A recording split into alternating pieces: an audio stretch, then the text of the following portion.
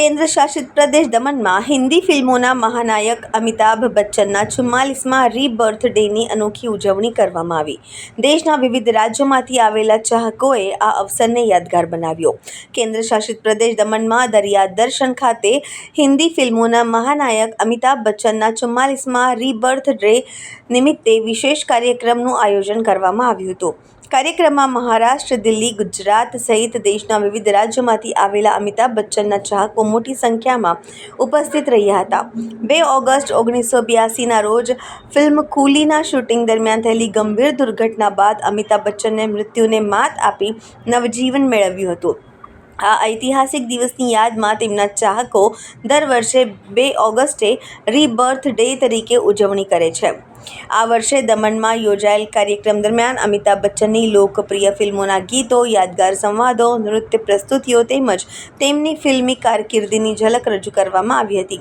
ચાહકોએ cake કાપી ઉજવણી કરી તેમના ઉત્તમ સ્વાસ્થ્ય અને દીર્ઘાયુષ્ય માટે શુભકામનાઓ પણ પાઠવી હતી.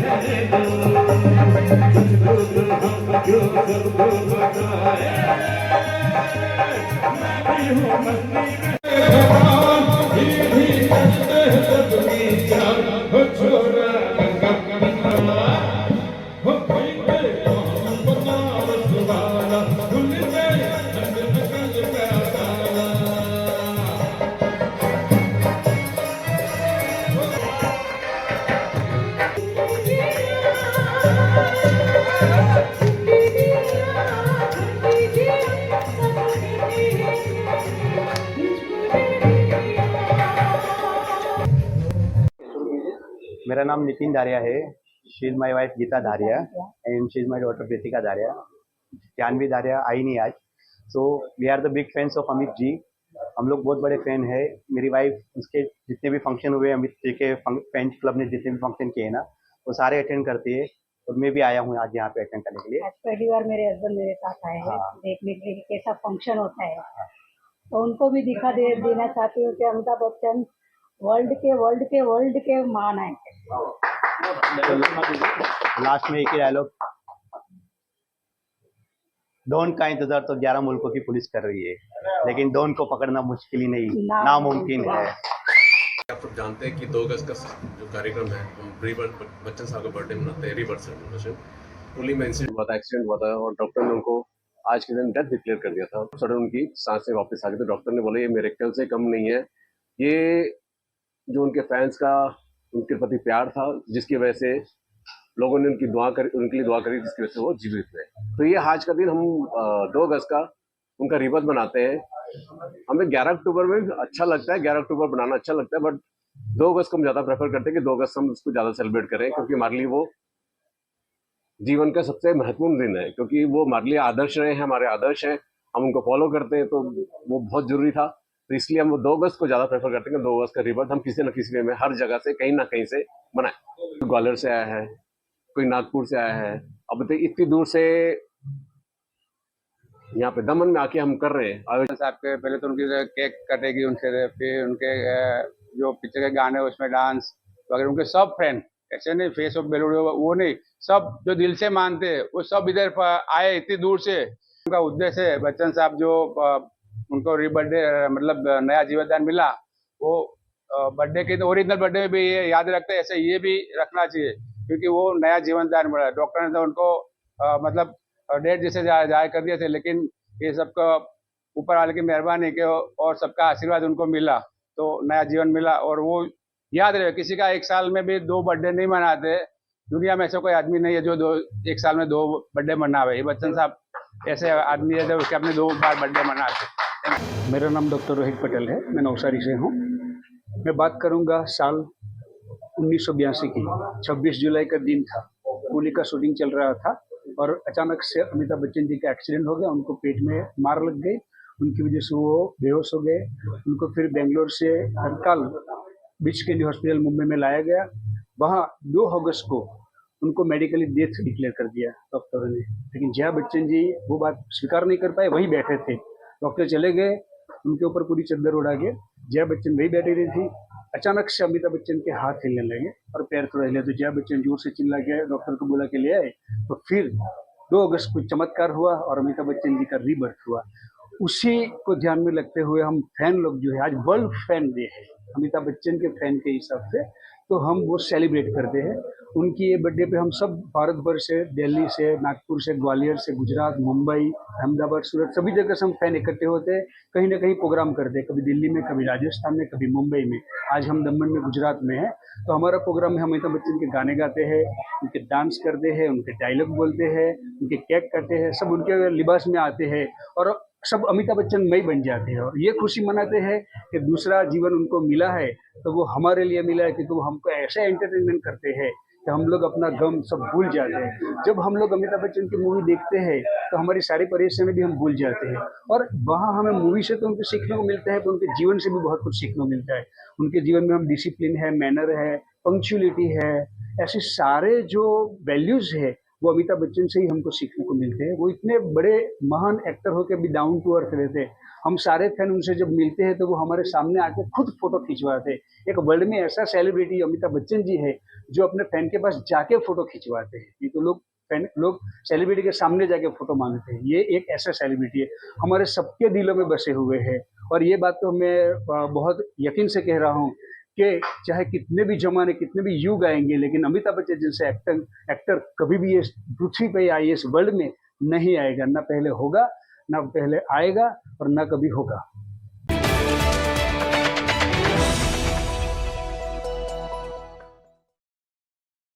વલસાડ જિલ્લાના પાડી તાલુકામાં અતિભારે વરસાદના કારણે સામાન્ય પરિવારો અને ખેડૂતોને ભારે નુકસાન વેઠવવાનો વારો આવ્યો છે।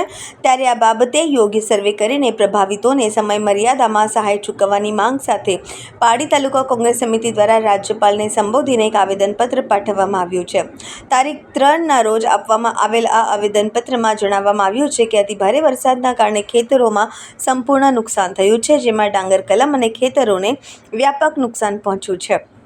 આ ઉપરાંત સામાન્ય પરિવારોના મકાનો, ગાય, ભેંસ, બકરી અને અન્ય પશુઓના મૃત્યુ થવાથી મોટું નુકસાન થયું છે। કોંગ્રેસ સમિતિએ પોતાની રજૂઆતમાં વેપારીઓને યોગ્ય વળતર, ઓછા વ્યાજની લોન આપવા અને પૂરગ્રસ્ત વિસ્તારોમાં ડોક્યુમેન્ટ નુકસાનના કિસ્સામાં રેશન કાર્ડ તથા સર્ટિફિકેટ તાત્કાલિક આપવાની માંગ કરી છે। સાથે જ અનેક પરિવારોની આરોગ્ય સુરક્ષા અને ખોરવાયેલા વીજ પ્રવાહને વહેલી તકે ચાલુ કરવા માટે પણ ભાર મૂકવામાં આવ્યો છે। પાડી તાલુકા કોંગ્રેસ સમિતિના પ્રમુખ રતનજીભાઈ પટેલ અને ઉપપ્રમુખ વસંતભાઈ અર્જુલભાઈ પટેલ સહિતના હોદ્દેદારોએ રાજ્ય સરકાર સમક્ષ માંગ કરી છે કે ગ્રામ્ય વિસ્તારોમાં અતિભારે વરસાદથી પ્રભાવિત લોકોને તાત્કાલિક ધોરણે ન્યાય અને રાહત વળતર મળે તેવી યોગ્ય વ્યવસ્થા કરવામાં આવે। આ આવેદનપત્રની નકલો વલસાડ કલેક્ટરશ્રી, પાડી પ્રાંત અધિકારીશ્રી અને મામલતદારશ્રીને મોકલી આપવામાં આવી છે।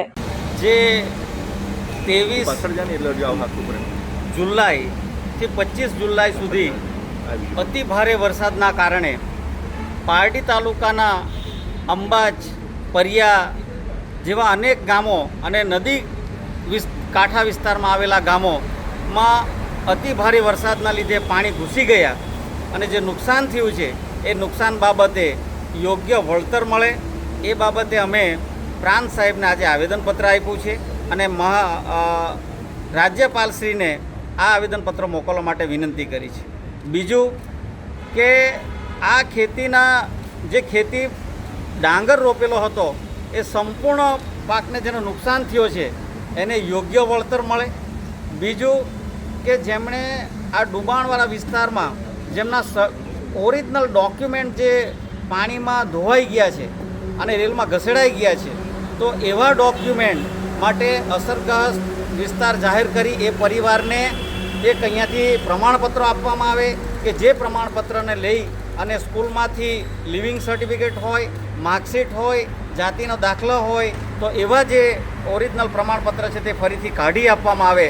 એ માટે આપના માધ્યમથી હું જણાવવા માગું છું કે જે અસરગ્રસ્ત વિસ્તારમાં સંડોવાયેલા છે એવો આવું પ્રમાણપત્ર લઈ અને આવું પ્રમાણપત્ર ન મળે તો અમને રજૂઆત કરે જેથી કરીને એમને અમે સહાય કરી શકીએ અને એમને પ્રમાણપત્ર અપાવીએ. બીજી વસ્તુ એક છે, એ સંપૂર્ણ ઘર આ રેલમાં તણાઈ ગયું છે અને જેનું અસ્તિત્વ નથી રહ્યું, તો એને સરકારશ્રી મારફતે તાત્કાલિક ધોરણે મકાન સહાય આપવામાં આવે. તેમાં પ્રાંત સાહેબે એમને આશ્વાસન આપ્યું છે કે 50% કે તેથી વધુ નુકસાન ઘરને થયેલું હશે તો એમને 90,000 રૂપિયા સહાય તાત્કાલિક ધોરણે ચૂકવવામાં આવશે. પરંતુ જ્યાં સર્વે થયું છે ત્યાં સર્વેમાં તલાટી કમ મંત્રી કે અન્ય અધિકારી મારફતે સર્વે કરાવવામાં આવ્યું છે. ત્યાં એમણે ફક્ત સર્વે કરી અને ઘરને નુકસાન થયેલું બતાવ્યું છે, પણ એમને ફક્ત ને ફક્ત કેશડોલ રૂપે 6,800 રૂપિયા જ મળ્યા છે. તો એવા પરિવારને પણ અમે વિનંતી કરીએ છીએ કે જેઓ પણ અહીં સંપર્ક કરે અને એમનું પૂરું ઘર નાશ થયેલું હોય તો તે પ્રમાણેની સહાય અને 50% નુકસાન થયેલું હોય તો તે પ્રમાણેની સહાય સરકારશ્રીમાંથી મેળવે. બીજી વસ્તુ એ છે કે જેઓ નાના દુકાનદારો છે એમના પાણી ઘૂસી જવાથી સંપૂર્ણ દુકાનમાં જે વસ્તુ ભરેલી નાશ પામ્યા છે, એવા નાના કુટીર ઉદ્યોગના જે લાભાર્થી છે એઓએ પણ અહીંયાથી સાહેબે આશ્વાસન આપ્યું છે પ્રાંત સાહેબે કે એમનું ફોર્મ અહીંયાથી ભરવામાં આવશે. એમનું ફોર્મ ભરી અને એઓ જિલ્લા ઉદ્યોગ કેન્દ્રોમાં ભલામણ કરશે અને તાત્કાલિક ધોરણે ઓછા વ્યાજે એમને પણ સહાય ચૂકવવામાં આવશે અને એમને લોન આપવામાં આવશે. આવા અનેક મુદ્દાને ધ્યાનમાં લઈ અને અમે સરકારશ્રીની ધ્યાન પર દોરી અને જે પૂરગ્રસ્તમાં જેઓ બિચારા પાયમાલ થયા છે એઓ પાછા પોતે પગભર થાય એ માટે આવેદનપત્ર આપ્યું છે. જે 23 જુલાઈથી 25 જુલાઈ સુધી અતિ ભારે વરસાદના કારણે પારડી તાલુકાના અંબાજ, પરિયા જેવા અનેક ગામો અને નદી કાંઠા વિસ્તારમાં આવેલા ગામોમાં અતિ ભારે વરસાદના લીધે પાણી ઘૂસી ગયા અને જે નુકસાન થયું છે એ નુકસાન બાબતે યોગ્ય વળતર મળે એ બાબતે અમે પ્રાંત સાહેબને આજે આવેદનપત્ર આપ્યું છે અને રાજ્યપાલશ્રીને આ આવેદનપત્ર મોકલવા માટે વિનંતી કરી છે. બીજું કે આ ખેતી ડાંગર રોપેલો હતો એ સંપૂર્ણ પાકને જેનો નુકસાન થયો છે એને યોગ્ય વળતર મળે. બીજું કે જેમણે આ ડુબાણવાળા વિસ્તારમાં જેમના ઓરિજિનલ ડોક્યુમેન્ટ જે પાણીમાં ધોવાઈ ગયા છે અને રેલમાં ઘસેડાઈ ગયા છે, તો એવા ડોક્યુમેન્ટ માટે અસરગ્રસ્ત વિસ્તાર જાહેર કરી એ પરિવારને એક અહીંયાથી પ્રમાણપત્રો આપવામાં આવે કે જે પ્રમાણપત્રને લઈ અને સ્કૂલમાંથી લિવિંગ સર્ટિફિકેટ હોય, માર્કશીટ હોય, જાતિનો દાખલો હોય, તો એવા જે ઓરિજિનલ પ્રમાણપત્ર છે તે ફરીથી કાઢી આપવામાં આવે. એ માટે આપના માધ્યમથી હું જણાવવા માંગુ છું કે જે અસરગ્રસ્ત વિસ્તારમાં સંડોવાયેલા છે એવો આવું પ્રમાણપત્ર લઈ અને આવું પ્રમાણપત્ર ન મળે તો અમને રજૂઆત કરે જેથી કરીને એમને અમે સહાય કરી શકીએ અને એમને પ્રમાણપત્ર અપાવીએ. બીજી વસ્તુ એક છે, એ સંપૂર્ણ ઘર આ રેલમાં તણાઈ ગયું છે અને જેનું અસ્તિત્વ નથી રહ્યું, તો એને સરકારશ્રી મારફતે તાત્કાલિક ધોરણે મકાન સહાય આપવામાં આવે. તેમાં પ્રાંત સાહેબે એમને આશ્વાસન આપ્યું છે કે 50% કે તેથી વધુ નુકસાન ઘરને થયેલું હશે તો એમને 90,000 રૂપિયા સહાય તાત્કાલિક ધોરણે ચૂકવવામાં આવશે. પરંતુ જ્યાં સર્વે થયું છે ત્યાં સર્વેમાં તલાટી કમ મંત્રી કે અન્ય અધિકારી મારફતે સર્વે કરાવવામાં આવ્યું છે. ત્યાં એમણે ફક્ત સર્વે કરી અને ઘરને નુકસાન થયેલું બતાવ્યું છે, પણ એમને ફક્ત કેશડોલ રૂપે 6,800 રૂપિયા જ મળ્યા છે. તો એવા પરિવારને પણ અમે વિનંતી કરીએ છીએ કે જેઓ પણ અહીં સંપર્ક કરે અને એમનું પૂરું ઘર નાશ થયેલું હોય તો તે પ્રમાણેની સહાય અને 50% નુકસાન થયેલું હોય તો તે પ્રમાણેની સહાય સરકારશ્રીમાંથી મેળવે. બીજી વસ્તુ એ છે કે જેઓ નાના દુકાનદારો છે એમના પાણી ઘૂસી જવાથી સંપૂર્ણ દુકાનમાં જે વસ્તુ ભરેલી નાશ પામ્યા છે, એવા નાના કુટીર ઉદ્યોગના જે લાભાર્થી છે એઓએ પણ અહીંયાથી સાહેબે આશ્વાસન આપ્યું છે પ્રાંત સાહેબે કે એમનું ફોર્મ અહીંયાથી ભરવામાં આવશે. એમનું ફોર્મ ભરી અને એઓ જિલ્લા ઉદ્યોગ કેન્દ્રોમાં ભલામણ કરશે અને તાત્કાલિક ધોરણે ઓછા વ્યાજે એમને પણ સહાય ચૂકવવામાં આવશે અને એમને લોન આપવામાં આવશે. આવા અનેક મુદ્દાને ધ્યાનમાં લઈ અને અમે સરકારશ્રીની ધ્યાન પર દોરી અને જે પૂરગ્રસ્તમાં જેઓ બિચારા પાયમાલ થયા છે એઓ પાછા પોતે પગભર થાય એ માટે આવેદનપત્ર આપ્યું છે.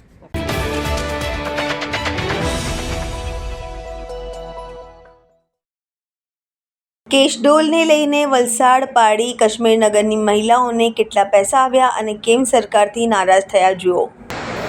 અમે કાશ્મીરનગરના રહેવાસી છે. અમારા ખાતામાં 1800 રૂપિયા આવ્યા ને બધાને 6800 મળ્યા. આ કાનો નિયમ. અમારું આજે ઘર બાર નથી, કપડાં પહેરવાના નથી, ખાવા પીવાના વાંધા પડે. આ કાનો નિયમ. સરકારે જરાક તો જવો. આ બધા આપી જાતા છે તો તેનાથી અમે ખાતા છે, કપડાં પહેરતા છે. સરકારે બીજાને બધાને 6800 આપ્યા, અમોને 1800 આપ્યા. અમારું ઘર આખું તૂટી ગયું. ઘરમાં આખું ઘર પરથી પાણી જાય. અમારા ઘરમાં કંઈ વાસણ નહીં મળે, કપડાં નહીં મળે. આ બધા આપી જ ગયા છે તે નથી અમે ખાતા છે, રહેતા છે. કોઈના ઘરમાં ચૂલા નથી સરકતા. આ રાજુભાઈ અમને જે આપી જાતા છે ખાવાનું તે અમે ખાતા છે ને તો કપડાં ને બધું રાજુભાઈના મહેનતથી અમને મળતું છે તે અમે કપડાં પહેરતા છે. આ સરકારે આવું ક્યાંથી નિયમ લાગે?